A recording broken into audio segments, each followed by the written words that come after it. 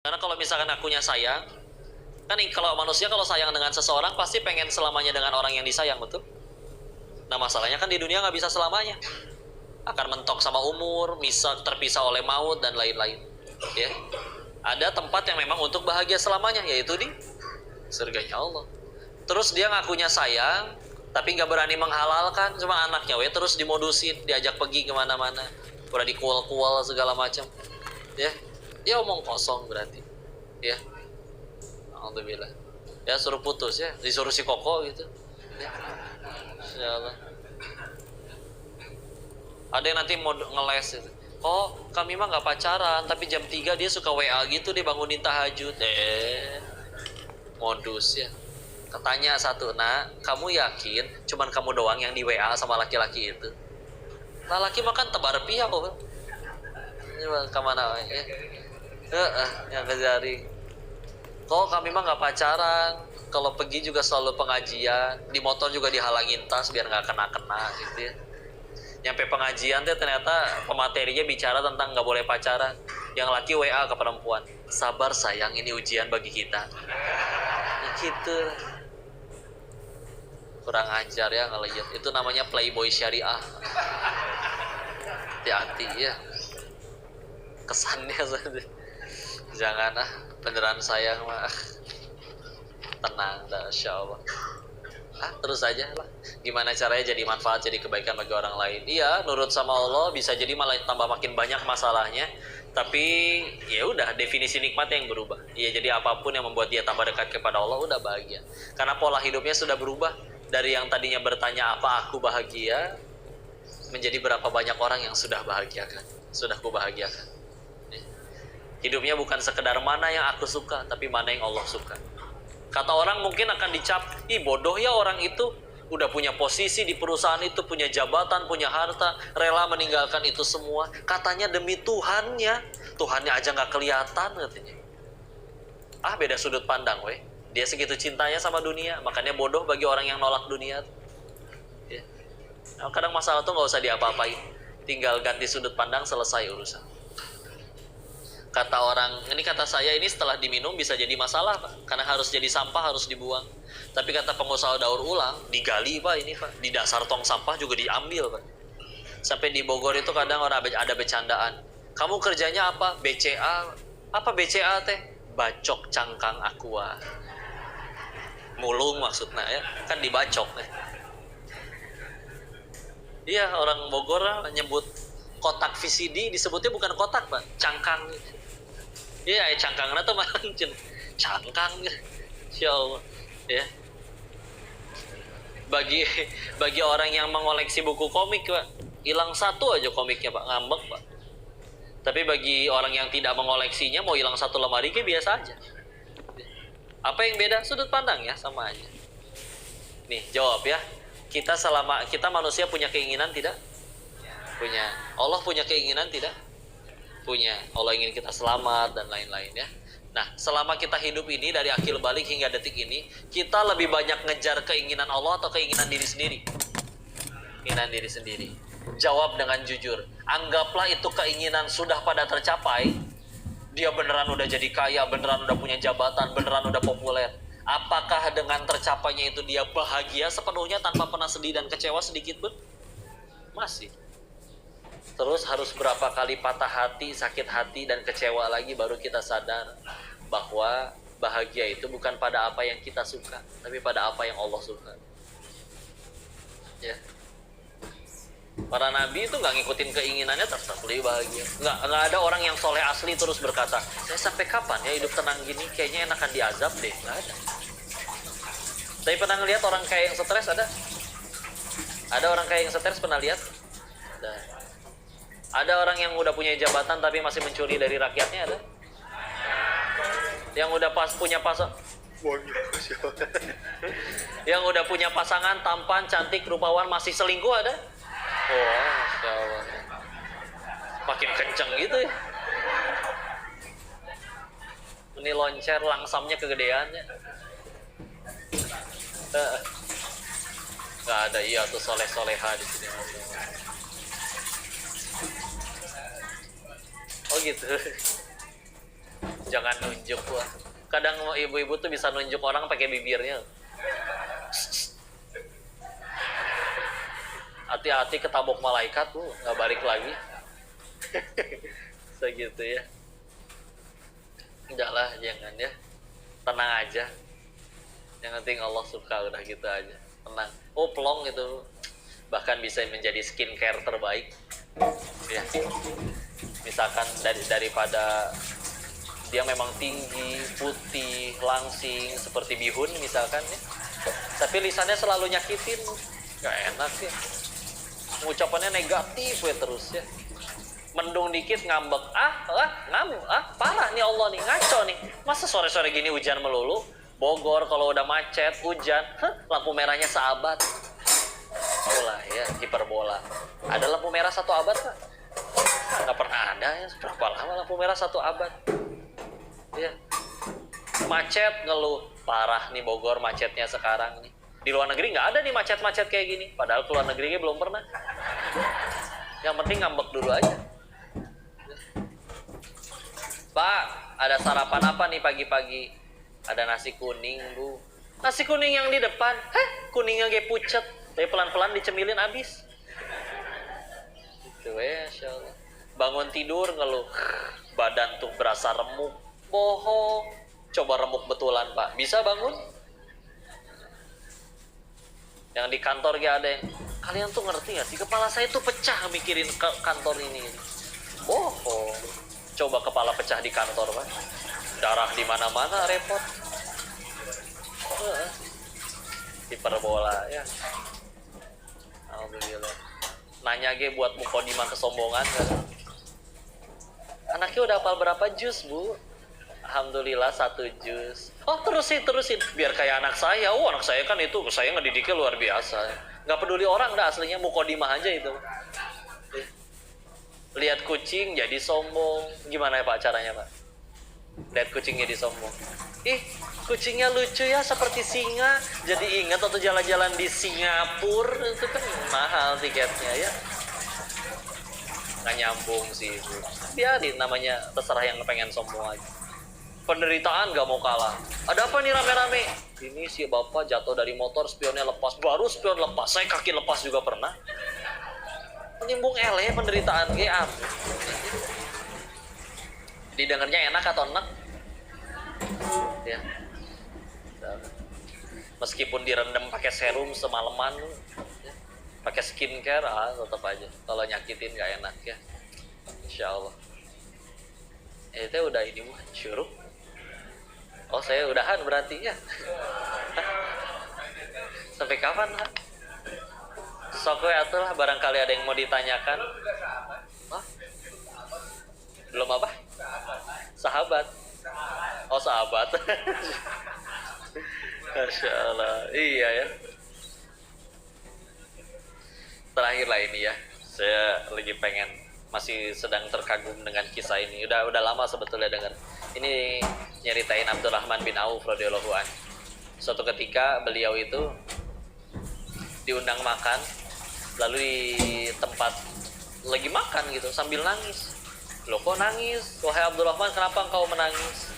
Dijawab, aku teringat sahabatku Mushab bin Umair. Ada apa dengan Mushab? Ya.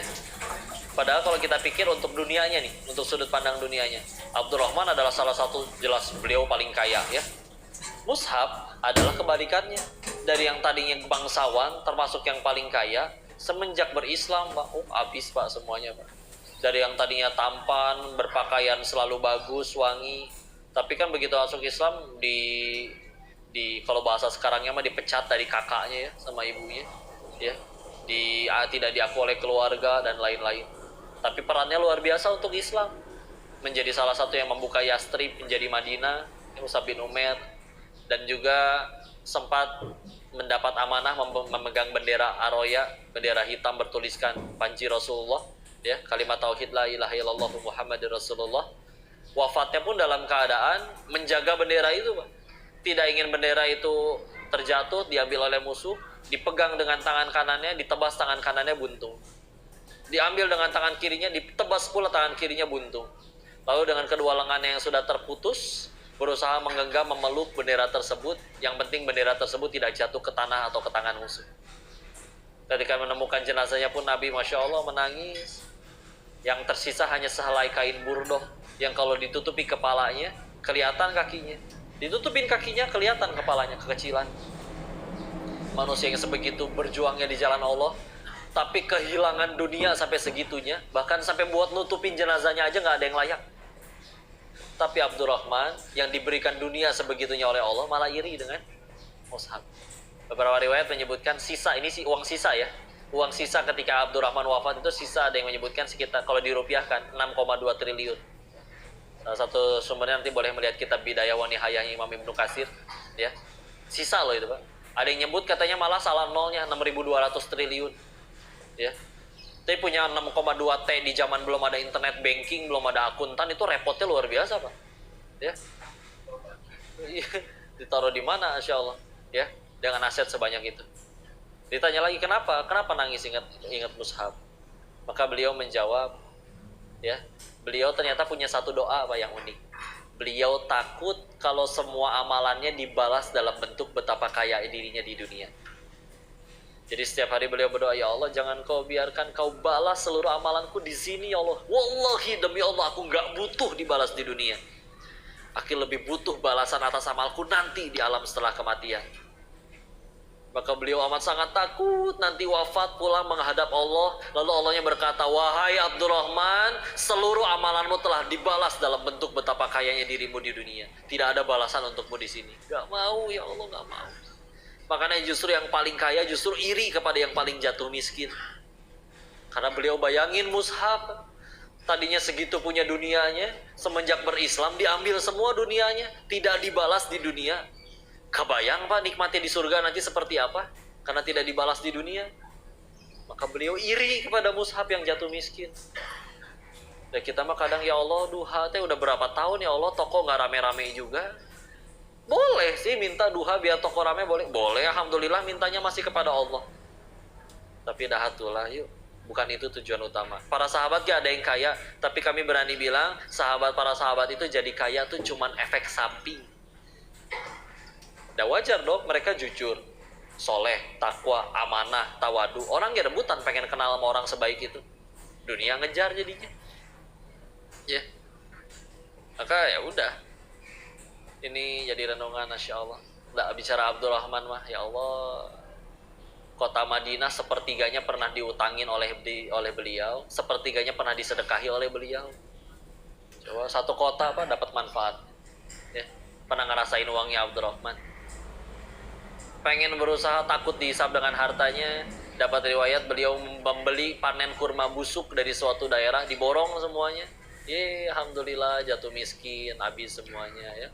Diketok sama orang, datang utusan dari negeri lain yang sedang terkena wabah. Kata tabib di negeri kami, obat untuk wabah tersebut adalah kurma busuk dan kau telah borong semuanya. Izinkan kami beli kembali, kami telah siapkan 10 kali lipat dari yang Anda keluarkan. Gagal lagi miskinnya. Ya. Mau miskin aja susah, Masya Allah. Ya. Tapi memang ujiannya seperti itu ya. Ingat, bukan berarti nggak boleh kaya, tapi semuanya masih berupa ujian. Kapan jadi nikmat? Kalau jadi jalan tambah dekat kepada Allah. Sok latihan ya. Naik gaji nikmat bukan? Bukan. Ujian. Kapan jadi nikmat? Kalau dengan naik gajinya tambah dekat dia sama Allah. Sedekahnya tambah banyak ya. Karena kalau naik gajinya malah bikin dia tambah maksiatnya, masa nikmat? Musibah ya. Naik jabatan nikmat bukan? Ujian. Bagus ya. Kapan jadi nikmat? Jika bisa membuat dirinya dan yang dipimpinnya tambah dekat sama Allah. Kalau malah tambah zolim, boro-boro jadi nikmat ya. Masya Allah. Jadi gitu Jadi sekarang apapun yang terjadi dalam hidup kita, yang dipikir bukan aku suka atau enggak nih, sesuai targetku atau enggak nih, mau dipakai apa ya, dan lain-lain, enggak.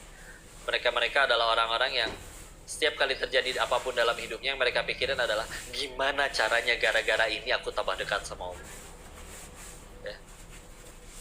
Diusir dari surga Nabi Adam, ngambek kepada enggak. Ya. Sedangkan beliau korban kalau mau jujur deh. Ibarat kita udah di kelas, pengen belajar, tahu-tahu ada yang datang ngajakin bolos. ikut bolos. Begitu bolos yang ditangkap kita, yang ngajakin nggak ditangkap. Bilang apa ke guru BP? Pak, kan saya teh diajak ya. Apakah Nabi Adam ngomong kayak gitu di hadapan Allah? Ya Allah, pan kau tahu ya, masih iblis yang ngajakin. Nah, jadi saya ke bawah-bawah. Pakai logat Sunda. Gak wibawa juga ya. Ngomong ke Allah kayak gitu ya. Tapi ya jelas ya, beliau malah surat ke-7 Al-A'raf ayat 23. Rabbana dhalamna anfusana wa illam taghfir lana wa tarhamna lanakunanna minal khasirin. Wahai Tuhan kami yang zalim. Tahu ya, enggak usah nyalain siapa-siapa. Dan jika Engkau tidak merahmati dan mengampuni kami yang rugi. Ya. Mau nyalahin siapa? Enggak. Mereka mah apapun yang terjadi, gimana caranya tambah dekat sama Allah. Salah satu sifat yang mesti dibuang kan, ada orang setiap kejadian apapun sibuknya di kambing hitam. Di kantor ada masalah, siapa sih ini yang salah? Begitu dapat kambing hitamnya, tuh kan udah gue bilang ya. Begitu beres dapat yang disalahin, dia tambah takwa enggak, tambah banyak sujudnya enggak, tapi sibuk banget ngomporin orang. Emang udah saya bilangin Pak, dia memang gitu orangnya ya. Enggak lah, udah gitu aja. Iblisnya begitu dihukum di surat 15 Al-Hijr ayat 39-nya, karena engkau yang telah menjadikan aku sesat ya Allah. Allah yang disalahin ya. Udah weh, gimana caranya jadi tambah dekat kepada Allah. Nabi Adam diusir dari surga karena satu dosa. Kita yang pengen ke surga, apa dosanya cuma satu? Enggak kok, dua ge hebat Pak ya. Seumur hidup dosa cuma 2. Masya Allah, Masya Allah ya. Udahlah, istilah. Semoga Allah terus yang ada di hati kita ya. Wallahu a'lam bishawab. Mangga langsung ditutup, apa ada yang mau ditanyakan dulu? Diskusi. Atau Ibu mungkin lebih pengen foto-foto daripada tanya jawab ya? Kelihatannya.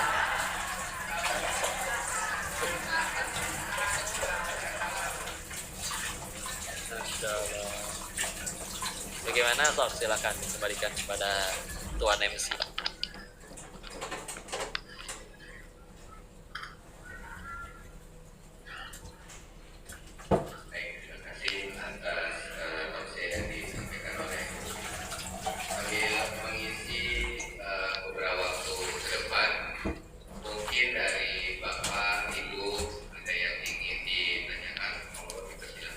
Ya.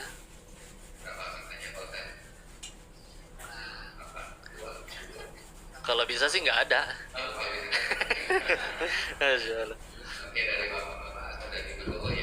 Tadi habis subuh langsung mulai.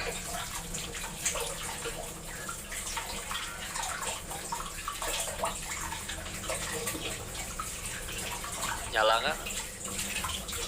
Assalamualaikum warahmatullahi wabarakatuh. Teh Yuna nggak ikut di rumah, kecapean. Semalam juga kan. Kemarin 4 kajian baru selesai, nyampe rumah pun setengah 11. Belum beres-beresnya.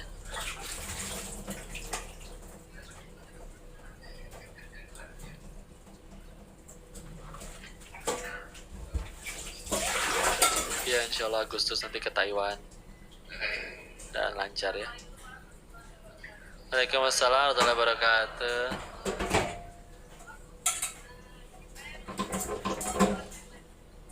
Nggak apa-apa, asal jangan di luar masjid Bu. Iya. Oh. Iya. Betul.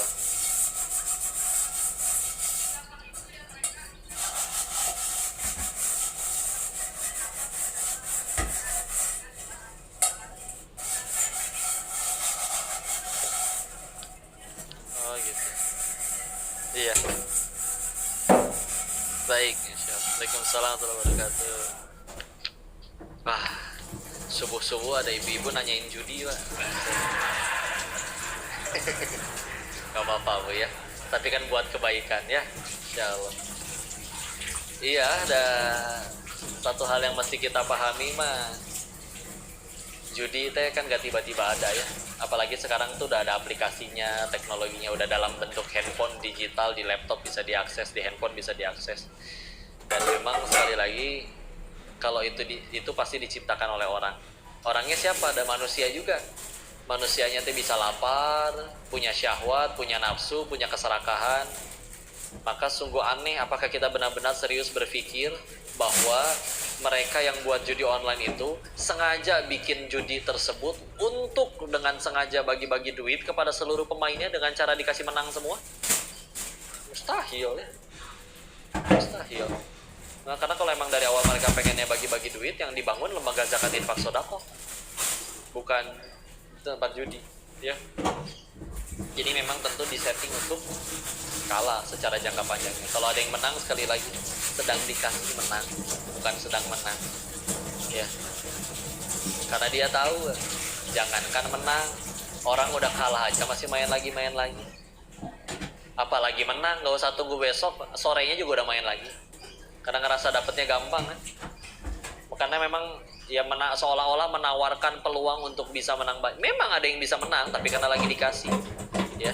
Nah kalau lagi dikasih kayak gitu karena ngerasa secara psikologis, karena emang nggak mendapatkannya mudah, maka pasti ngerasa gampangin. Kalaupun habis nanti pakai dalih, emang dari awal juga modal saya nggak segini, anggap aja seri, cuma hitung-hitung seneng-seneng. Tapi giliran butuh, ngarep dari situ, wah lagi butuh nih, kayaknya kalau diputerin di meja slot nih bisa ini nih tambah gede, bisa itu. Karena orang awalnya memang nyoba-nyoba, ada uang sisa nih bulanan, besok udah gajian lagi, tapi uang gaji bulan lalu masih ada sisa 500.000, puterin, jadi 20 juta ya. Pakai jajan, belanja, foya-foya, 10 jutanya dipakai lagi, kalah misalkan gitu ya. Besok-besoknya butuh, masalahnya kan nggak bisa selalu menang ya.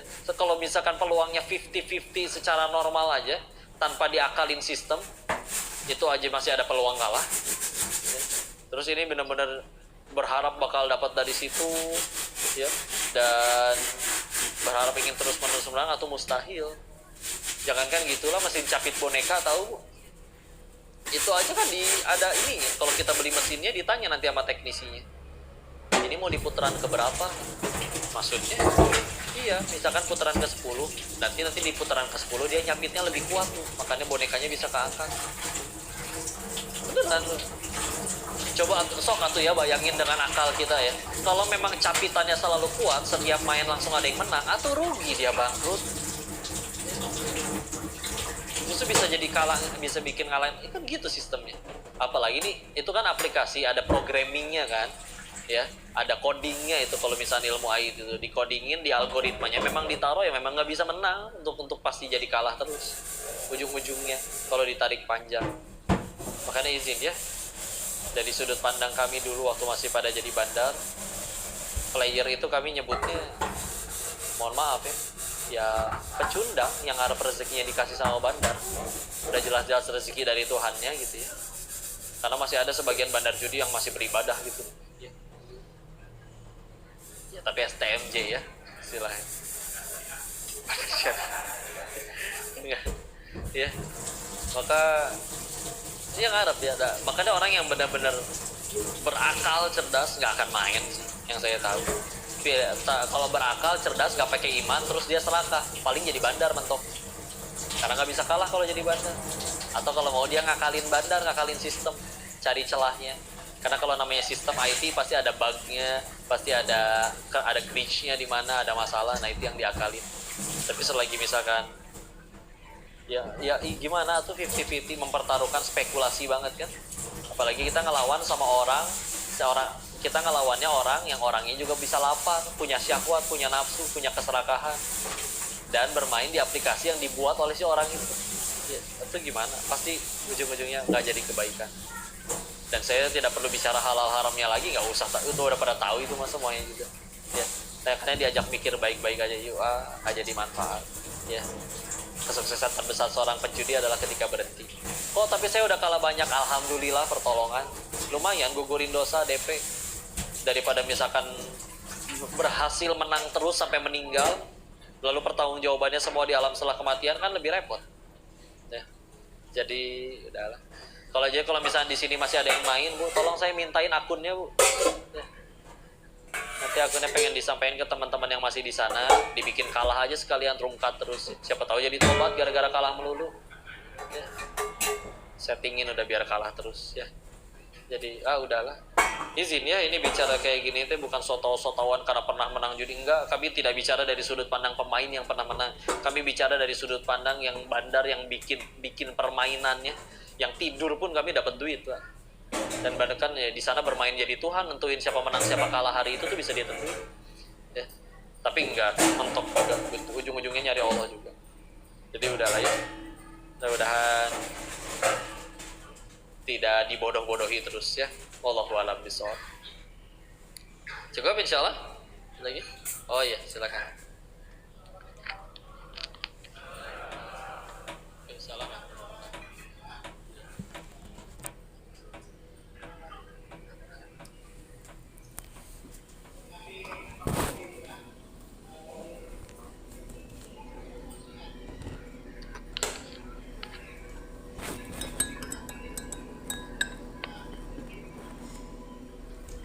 Baik, bismillah.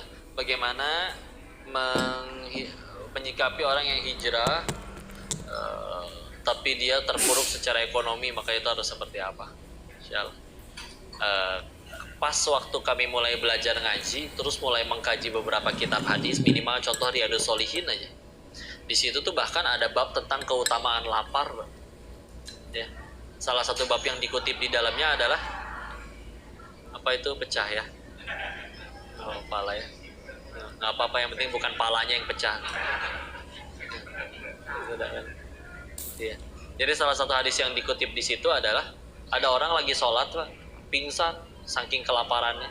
Apa komentar Nabi melihat orang yang pingsan tersebut? Beliau bersabda yang artinya, kalau orang itu tahu nikmat sebesar apa yang dia dapat dari menahan laparnya, niscaya dia ingin lebih lapar lagi daripada itu. Ya.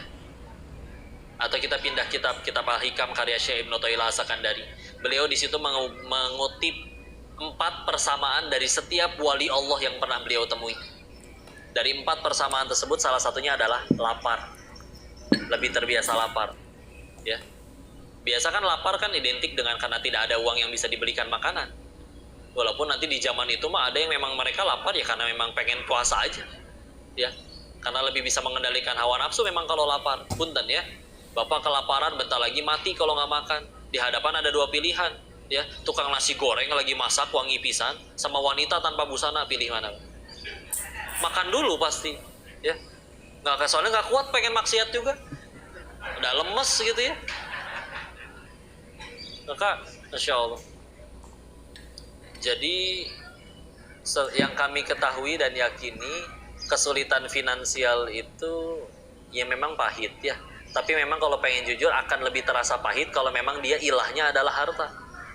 Karena memang ada beberapa sahabat, makanya kalau di zaman para sahabat itu, guru kami Ustadz Budi Asari bilang, jadi kaya atau miskin di zaman itu bagi mereka tuh pilihan. Ada sahabat yang memang memilih dia lebih mudah untuk berdakwah, untuk jadi manfaat kalau jadi kaya. Justru ada tapi yang memilih untuk tidak ingin jadi kaya. Abu Dzar Al-Ghifari contohnya. Ya. Padahal unik, beliau pernah ditanya, apakah engkau tidak takut anak dan istrimu jatuh kepada kefakiran? Beliau jawab, tidak, karena aku setiap hari membaca surat Al-Waqiah. Dan orang ada yang ngamarin Al-Waqiah gara-gara membaca riwayat ini. Tapi setelah dipikir lagi, Abu Dzar teh kaya belah mananya kalau kita baca sejarahnya. Termasuk sahabat yang istilahnya paling ekonominya paling di bawah gitu. Tapi beliau ekonominya di bawah bukan karena nggak pengen kaya, bukan karena nggak bisa kaya atau nggak punya kualitas untuk jadi kaya, bukan. Beliau lebih memilih untuk lebih mudah takwa kepada Allah kalau nggak punya harta sekalian.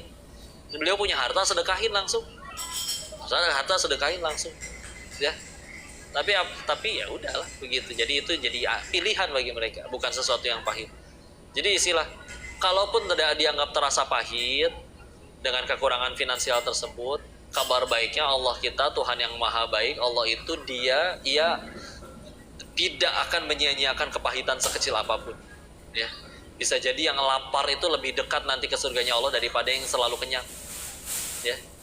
Makanya kadang ya tadi kita ngelihat masalah, kadang masalah itu nggak usah diapa-apain, semudah kita ganti dengan sudut pandang yang lain, bisa jadi malah itu jadi kebaikan, ya. Makanya sebagaimana orang-orang soleh terdahulu, ngapain sih Nabi Nuh capek-capek ngebangunin kapal di atas gunung, dimaki-maki orang, dikata-katain gila selama 80 tahun bangunnya juga, bangun kapalnya. Kalau mikirin orang, kalau ilahnya omongan orang, kalau ilahnya pujian makhluk, ngapain ngurusin kayak gitu, ya. Tapi masya Allah, mau lapar mau seperti apapun istilah.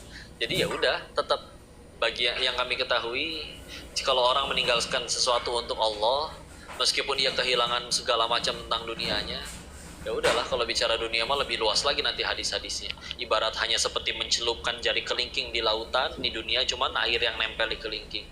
Atau Nabi pernah mengangkat bangkai anak kambing cacat. Udah mah anak kambing masih kecil, belum ada dagingnya banyak, cacat pula, udah jadi bangke pula, diangkat sama Nabi. Siapa yang mau ini?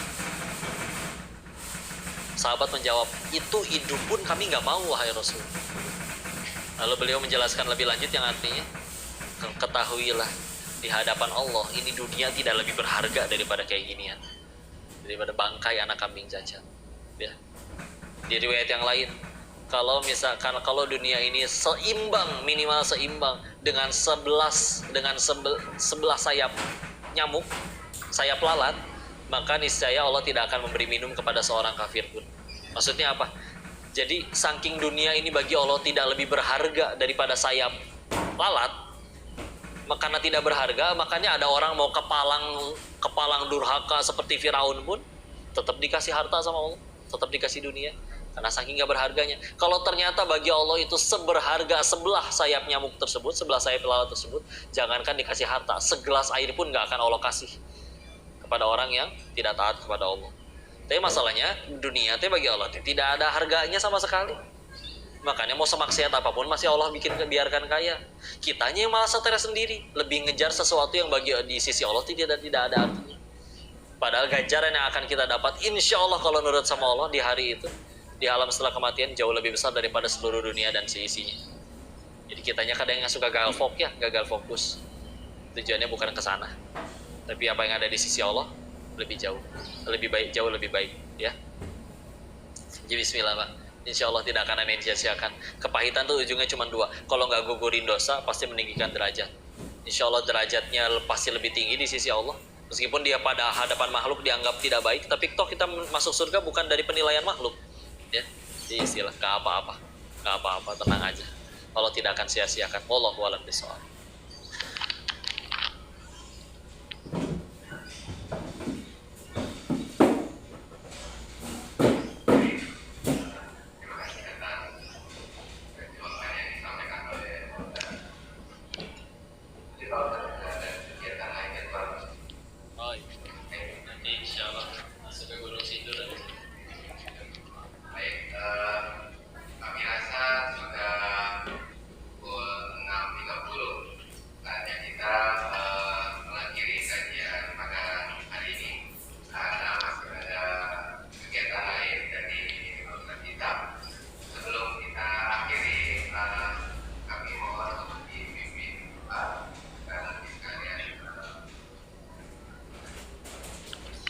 Baik, izin kita sempurnakan dengan menundukkan kepala, bermunajat ke sisi Allah ya.